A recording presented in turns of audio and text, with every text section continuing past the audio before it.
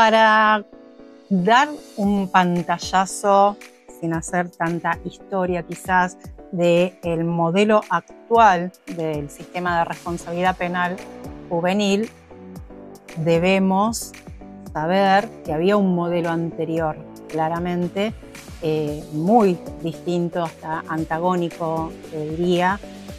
Nuestro sistema actual de responsabilidad penal juvenil se inició en el año 2005 con una reforma legislativa, 2007 con la implementación de la misma.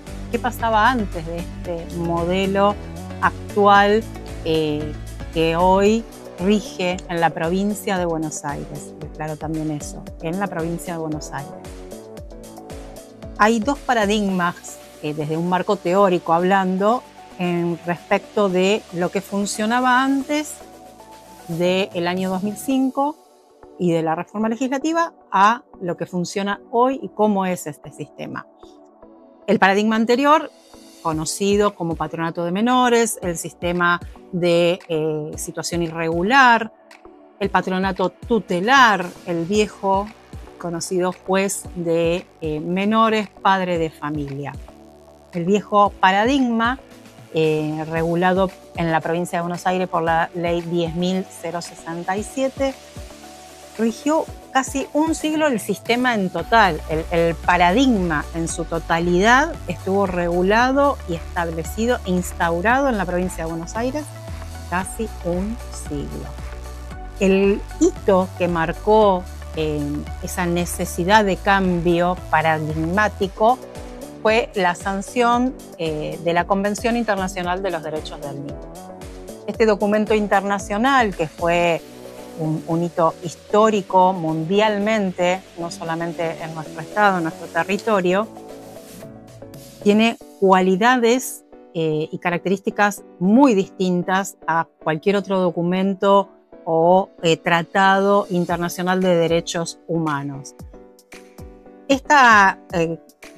Tratado, este documento, convención, conocido y reconocido mundialmente, fue el que marcó el hito en cuanto a cómo tratar a los niños, niñas y adolescentes. Ese cambio de mirada y de intervención estatal. No es solamente la mirada, sino cómo interviene el Estado a partir de la suscripción y la ratificación a este documento internacional. Esto se dio en el año 1989, que se ratificó y se promulgó en 1990, y se le dio el rango constitucional el año 1994, lo que llevó casi una década más para la implementación y la adecuación de la legislación que regía en este estado, en la República Argentina, a este documento internacional. No había una distinción entre los jóvenes o los niños o los menores, como se les llamaba antes, de cuándo tenía que intervenir y cuándo no, ante cualquier denuncia, cualquier solicitud que podía venir de un hospital, de una escuela, de la propia familia, de cualquiera que tuviera conocimiento de una situación de riesgo, de abandono moral o material, conceptos que estaban volcados en el artículo 10 de esa ley 10.067 que regía en la provincia de Buenos Aires. Conceptos vagos, amplios, facultaban al juez a tomar una decisión e institucionalizar, que era la respuesta inmediata ante un peligro de abandono moral o material que podía correr ese menor. Eso quedaba a criterio del juez. ¿Qué era abandono moral y material? ¿Cuándo había peligro para ese menor? ¿Cuándo se consideraba? Y la respuesta era la misma, ¿no? Ante la comisión de un delito, la institucionalización; ante un menor en situación de desamparo, la institucionalización, sin edades, sin términos, no había términos, se intervenía hasta la mayoría de edad. El límite era la mayoría de edad, que recordemos en ese entonces, hasta la reforma del Código Civil, a los 21 años. Entonces, el juez de menores iniciaba su intervención y como máximo el plazo establecido era la mayoría de edad. Mientras tanto, se trabajaba y se hacía un seguimiento de si esa familia o ese menor podía volver a su entorno familiar.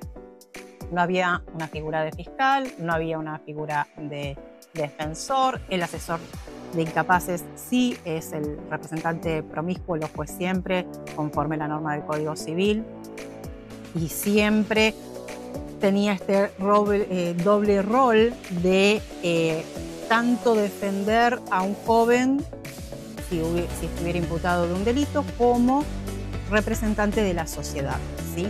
Era la única figura que acompañaba en el proceso a los menores. El resto, el juez era quien investigaba, quien decidía y resolvía a través del dictado de una resolución, de una sentencia, y era juez de ejecución. Tenía amplia competencia, además, no había distinción, como mencioné, entre un joven víctima y un joven imputado, un menor que necesitaba ser escolarizado o atención a una problemática de salud, como puede ser el problema con el compromiso con las sustancias o un problema de salud psiquiátrico. Todos tenían la misma respuesta y el juez de menores tenía la misma potestad de resolver o facultades jurisdiccionales.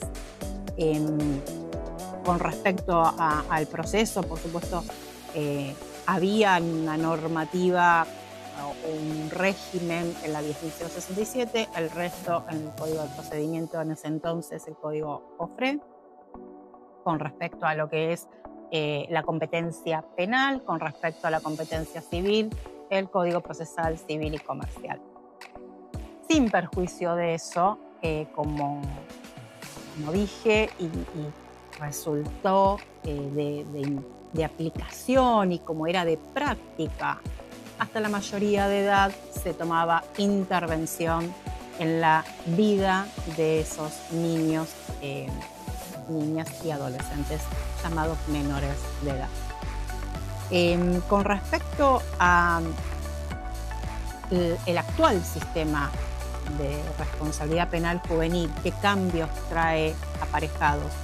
¿Y por qué hablé de 2005, 2007? La convención se sancionó y se ratificó en la Argentina en el 1989, 1990.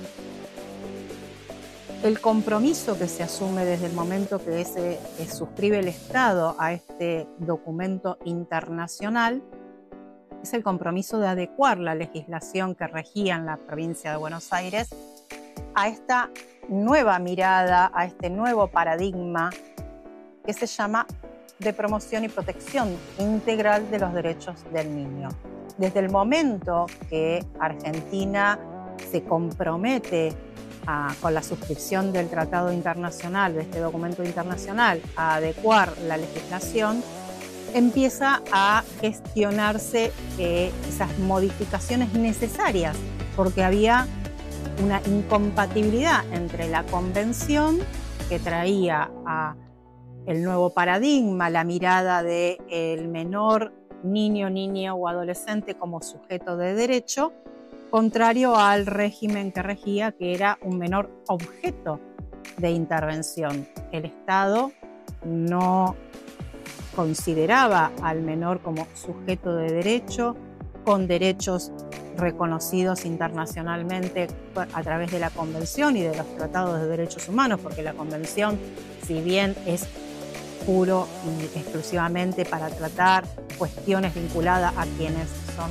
niños hasta los 18 años de edad, los demás tratados internacionales que se fueron sancionando, ratificando e incorporando también en los distintos estados, siempre se volcó dentro de cada documento algún artículo en relación a menores, mujeres, tercera edad, a grupos que requerían una atención distinta.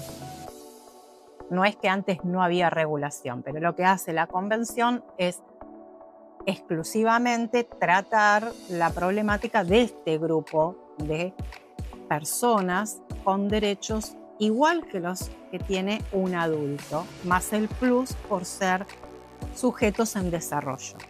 Esa es la justificación simple y sintética de por qué un tratado internacional exclusivo para los niños, niñas y adolescentes. Este documento tiene muchas características distintas de un tratado de derechos humanos, como por ejemplo la Convención Americana o el Pacto de San José de Costa Rica. Bueno, una de las características que tiene esta convención, que es nuestra o nosotros aplicamos, que es de plena efectividad desde la suscripción. Desde el momento que se la ratifica tiene operatividad y es efectiva. No necesita una ley que la incorpore o que se necesite un complemento para su aplicación. La ley nosotros la tenemos incorporada por la 23849, esta convención. Es operativa desde el momento que se suscribe el Estado argentino a este documento, con el compromiso, como dije, de adecuarlo a la legislación, lo que obligaba al Estado a hacer estas modificaciones legislativas que, como dije también, llevó casi una década o más de una década. Era un compromiso que había asumido el Estado desde el momento de la ratificación, que como consecuencia del incumplimiento acarreaba una responsabilidad al Estado argentino. De hecho, Argentina ha sido sancionada por el incumplimiento de las normas que rigen en la Convención y que el Estado se comprometió a incorporar a sus legislaciones. Desde el momento que el Comité Internacional de los Derechos del Niño, que es quien hace la devolución, comienzan a hacer estas observaciones en cuanto a la obligatoriedad de modificar el sistema de la situación irregular y modificar la ley que regía en la provincia de Buenos Aires, en la República Argentina, en la ley de patronato. Si bien nos reconocen y nos aplauden, como digo yo, haber incorporado la ley y darle el rango constitucional a la Convención Internacional de los Derechos del Niño, eso no era suficiente. Lo que obliga a, como decía, a modificar la legislación. La legislación, la 10.067, hubo muchos proyectos desde el año 1990 hasta el 2005 que se sanciona la ley 13.634, diferenciando el régimen penal del régimen asistencial, sancionando también la ley 13298 en la provincia de Buenos Aires, 26061 a nivel nacional. El comité nos dice que no alcanza con la ratificación del Estado de la Convención y darle el rango constitucional, porque había, como mencioné, una imposibilidad de aplicarla. Esta mirada del niño sujeto de derecho con un sistema donde el niño era objeto de intervención. No había diferenciación de competencias, había un único juez para todos los tipos de procesos en la vida del joven, había un único juez. Con la sanción de la ley 13634 se deroga definitivamente la ley 10.067 y se establece un sistema, hablamos en ambas competencias de sistema, el sistema de promoción y protección de los derechos del niño y el sistema de responsabilidad penal juvenil. Y hablamos de sistema porque es un conjunto de organismos con corresponsabilidades en la intervención. Hay una diferenciación clara en cuanto a cuando un niño o una niña o adolescente se encuentra en conflicto con la ley penal, quién es el órgano competente y cuando la intervención del Estado es a través de el sistema de promoción y protección integral de los niños, niñas y adolescentes. El Estado es garante tanto de promover como de proteger los derechos reconocidos en esta Convención Internacional de los Derechos del Niño, y el sistema de responsabilidad penal juvenil, igual que la 13298, es el garante de promover, proteger los derechos reconocidos en la Convención Internacional de los Derechos del Niño. En el sistema de la situación irregular, lo que era el patronato de menores, el patronato o la disposición tutelar que se ejercía, contrario a lo que hoy tenemos, como dije, el juez de menores, llamado y judicialmente era un tribunal de menores unipersonal, la cabeza y el titular era un solo funcionario, el magistrado, acompañado con un equipo técnico integrado por médicos, psicólogos y asistentes sociales, donde en forma integral se resolvía la situación de estos niños, niñas y adolescentes, hoy llamados así, ex-menores. Los menores tenían una intervención estatal, no solamente por haber cometido un delito, por tener un conflicto con la ley penal, sino que se les brindaba asistencia y se los tutelaba ante cualquier circunstancia que el Estado o el juez, en este caso, quien era el representante de la sociedad, consideraba necesaria la intervención. No solamente tenía el poder de decidir si tomaba intervención, sino que también tenía el poder de decidir cuál era la solución para ese caso. La diferencia del sistema de responsabilidad penal juvenil, de un proceso penal juvenil, con un proceso penal ordinario o en la que el imputado es un adulto, la primera diferencia radica en quién es el órgano competente, las edades que nos delimitan la competencia.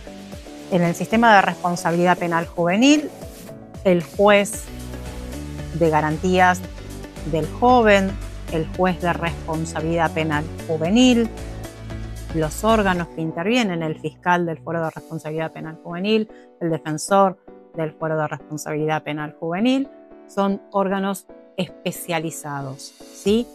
Que intervienen, como dije, en niños, niñas y adolescentes hasta los 18 años de edad. La primera diferencia que marca por un proceso de otro es la edad del joven, de quien se encuentra sometido a un proceso. Otra de las diferencias que se marca desde el marco teórico es la finalidad. La finalidad en el fuero de responsabilidad en nuestro sistema es educativa, pedagógica. Desde el comienzo del proceso hasta el fin del proceso, hablamos de un proceso educativo. Estos jóvenes que están en proceso de construcción de su identidad, en su desarrollo psíquico, físico, emocional, necesita entender, internalizar en qué se toma una decisión, por qué se toma una decisión. Y otra diferencia que tenemos con el proceso de adulto es el derecho a ser oído, o principio de ser oído. El joven es parte del proceso y desde todos los órganos que intervenimos en la vida de este joven, nuestra función es educarlo. Educarlo y explicarle, que entienda e internalice cuál fue el acto que lo colocó en una situación que ameritó la intervención del Estado a través del Poder Judicial en un joven en conflicto con la ley penal, ¿sí? Un joven que comete un ilícito, que cometió un delito, para hablarlo en palabras más llanas quizás, o más claro. A este joven hay que educarlo y buscar desde el inicio de la intervención, que el primero que tiene intervención en este caso es el fiscal del Fuero de Responsabilidad Penal Juvenil, y todos quienes corresponden a cada una de las etapas en su rol, educarlo, explicarle, buscar, y con esto hablo del fin educativo, que el joven asuma una responsabilidad por sus actos, por su conducta, que sepa, como yo le digo a los mismos jóvenes cuando estamos en audiencia, bueno, esto fue lo que pasó, estos son los elementos probatorios que hay, esta es la respuesta jurídica que corresponde porque este hecho para la República Argentina es un delito y este delito tiene sanciones. Hay varias diferencias o muchas diferencias más. Voy a tratar de las más relevantes, como dije, la edad, el fin educativo, la búsqueda a través de todo el proceso y de cada una de las medidas que se adoptan, la búsqueda de la responsabilización del joven, que asuma una función constructiva en la sociedad, que aprenda a reconocer cuáles son los derechos, cuáles son los límites, las libertades de él y las de terceros también, ¿no? Y que sepa que fueron sus actos y que esos actos tuvieron consecuencias para con las víctimas y consecuencias jurídicas que lo colocaron en un proceso penal del que él va a responder. Y cuando hablamos de esta diferenciación y de que hablo que es un joven en desarrollo, que el niño o niña o adolescente se encuentra en plena formación de su personalidad emocional, psicológica, física, no hablamos de que es irresponsable, de que es incapaz y que no puede asumir una responsabilidad. Lo que decimos es que esta diferenciación con el fuero o la justicia ordinaria respecto de nuestro sistema es que tiene una respuesta distinta, acorde, proporcional a este sujeto, que como hablé anteriormente, es un sujeto con derechos, los mismos derechos, porque son sujetos, porque son personas, son derechos humanos que nos atraviesan a todos por igual, con la diferencia de que tienen un plus de derechos, con un tratamiento diferenciado por ser un sujeto en desarrollo, que estas son explicaciones quizás o justificaciones más filosóficas, psicológicas de por qué el joven tiene un proceso distinto, por qué hablamos de un fuero de responsabilidad penal juvenil con sanciones diferentes a las de los adultos. Volvemos a la Convención Internacional de los Derechos del Niño y hay un conjunto de tratados internacionales que rigen también en este sistema de responsabilidad penal juvenil, que lo podemos sintetizar en Tokio, La Habana, Riad, Beijing. Son documentos internacionales donde acompañan a esta diferenciación de que el joven necesita un proceso especial, diferenciado, específico y con sus propios órganos competentes también, especializados, específicos, donde el Estado tiene que darle una respuesta acorde a la edad y a las circunstancias personales de cada uno de estos indicios. En esta ley 22278 y también en nuestra ley 13634, porque la etapa de juicio que está regulada también en esta ley establece principios muy diferenciados de los de adulto. El primer diferenciación que tenemos en la etapa de juicio, que el joven, para llegar al dictado de una sentencia, tiene que estar sometido a 1 año de tratamiento tutelar y tiene que tener 18 años de edad cumplido. Sin esos 2 requisitos, no puede haber una resolución definitiva del proceso que se le sigue a este joven. Esa resolución definitiva es distinta de los de adulto. Acá tenemos esta otra diferenciación y esta posibilidad. El joven puede ser absuelto de aplicarle sanción penal, lo que no implica que no sea declarado responsable. Puede ser declarado responsable y no tener una sanción penal, o que la sanción penal establecida para ese delito, declarada la responsabilidad del joven, sea reducida al grado establecido para un delito tentado.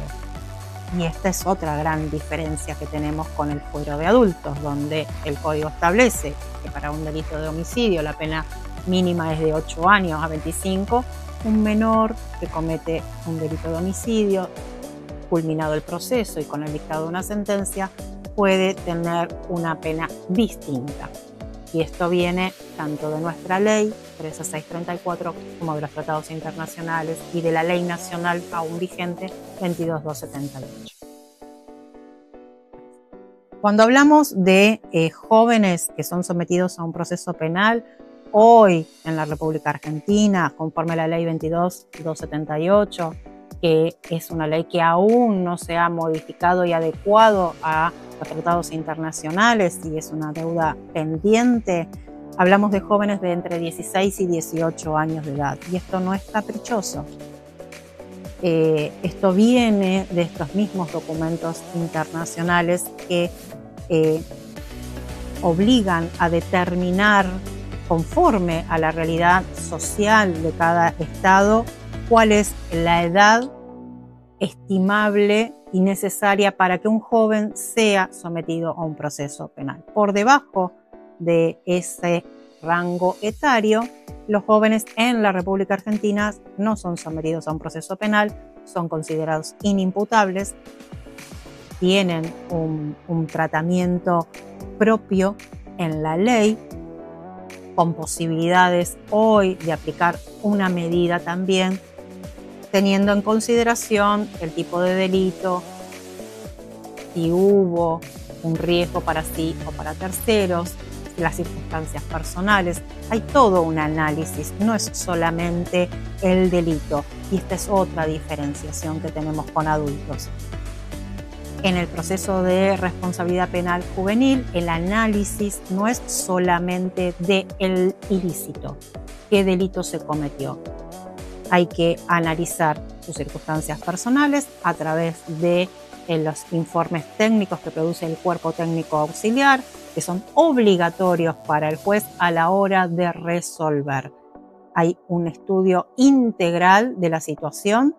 Repito, estos informes no llevan a una exclusión de responsabilidad o exclusión de sanción alguna. Por el contrario, si yo a través de los informes advierto o me advierte el equipo técnico, los profesionales de estas distintas disciplinas, que este joven tiene un compromiso con las sustancias o no se encuentra escolarizado o no tiene documentación, estos informes y esta sanción que yo voy a imponer como consecuencia de ese acto ilícito va a ser restaurar esos derechos vulnerados que el joven tiene, más no, repito, lo excluye de la sanción. Sí tenemos, es verdad, hay posibilidades de que el joven no sea sancionado. Existe el Instituto de la Remisión, a diferencia de adultos en el Foro de Responsabilidad Penal Juvenil existen estos institutos. El Instituto de Suspensión de Juicio a Prueba, que también puede aplicarse en cualquier instancia del proceso. Es otra de las diferenciaciones que encontramos con la justicia ordinaria. Una diferencia importante que me parece que debemos también mencionar, como dije, no hablamos de reincidencias, sí, obviamente se valoran a la hora de imponer una sanción privativa de la libertad o no. La historia de este joven, la historia incluso en el proceso o en el sistema de responsabilidad, si hubo intervención estatal previa o no. Acá articulamos con los órganos del Poder Ejecutivo, contamos con un centro de referencia para los jóvenes punibles, como sería el paralelo a Patronato de Liberados en adultos, y en lo que es el sistema de promoción y protección de los derechos del niño, los servicios locales y los servicios zonales. Que en el caso de los jóvenes no punibles, también articulamos con ellos el trabajo a los fines de restaurar los derechos del niño, a la par y en paralelo a su sometimiento al proceso penal. Hay otra diferenciación también importante que está en nuestro artículo 43 de la Ley 13634 y que hace a una diferenciación con el proceso de adultos. Si la pena que dispone el Código Penal para ese delito es susceptible de ejecución condicional, no puede aplicarse una prisión preventiva. Y de ahí partimos también quizás hasta la explicación, y creo que es la justificación de por qué hay menos jóvenes privados de la libertad por el mismo delito, o mejor dicho, por qué un joven menor de 18 años de edad por el mismo delito que un adulto queda privado de la libertad, el menor no, porque la ley establece ese requisito para el dictado de una prisión preventiva, ese y otros tantos, ¿no?